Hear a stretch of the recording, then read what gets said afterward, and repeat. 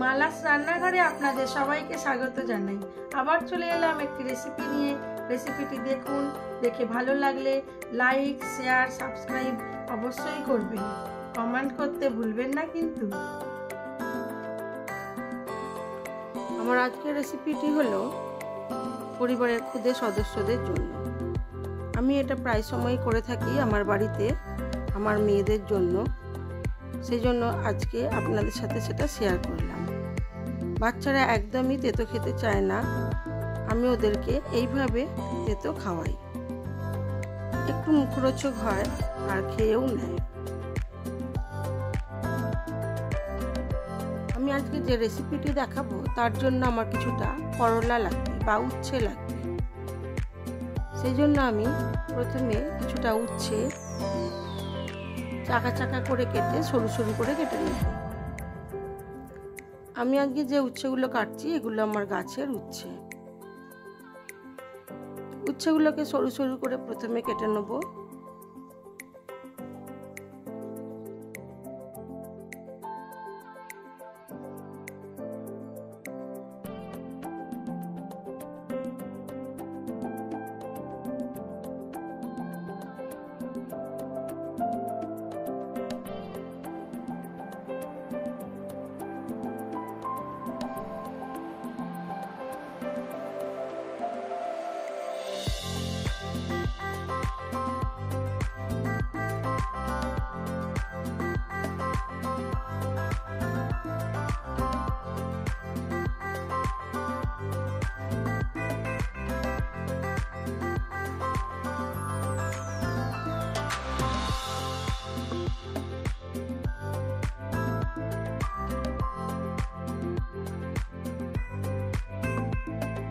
আর নিয়েছি দুটো আলু, সেগুলোকেও পাতলা পাতলা করে সরু করে কেটে নেব।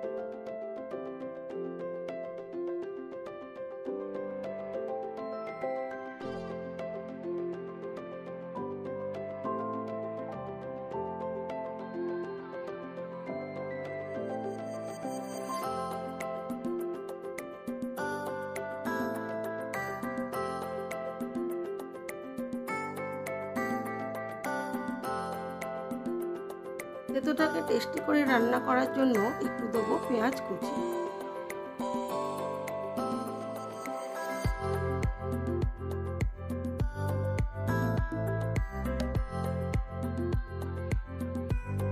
আমার এখানে আলু, উচ্ছে ও পেঁয়াজ কুচানো হয়ে গেছে। এবারে আমি একটা কড়া বসিয়ে দেব। কড়ার মধ্যে দিয়ে দিয়েছি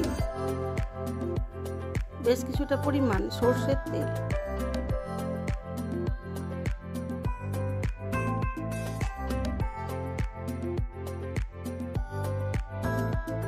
তেলটা গরম হয়ে গেছে, দিয়ে দিলাম করলাগুলো।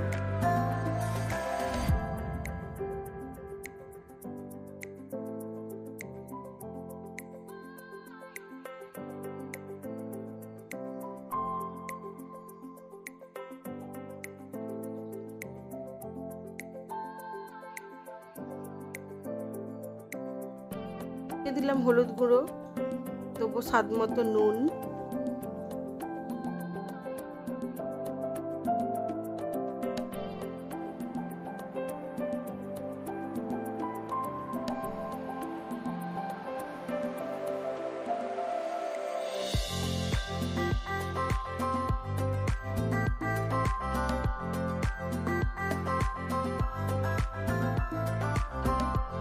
একটু হালকা নেড়ে চেড়ে নিয়ে দিয়ে দিলাম আলুগুলো।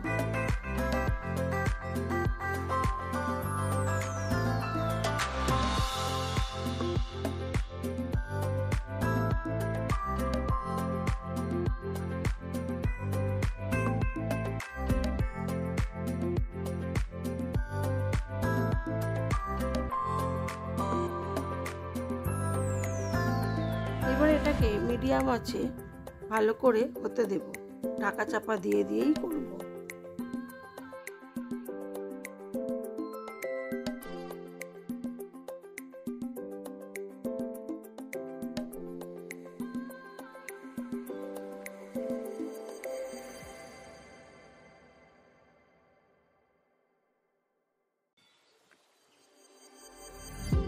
দিয়ে দিলাম পেঁয়াজ কুচিটা।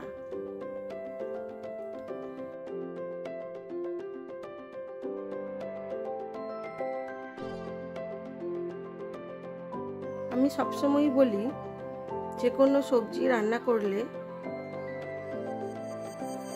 একটু ঢাকা চাপা দিয়ে মিডিয়াম আঁচে কষিয়ে করলে তার স্বাদ অবশ্যই দ্বিগুণ হয়।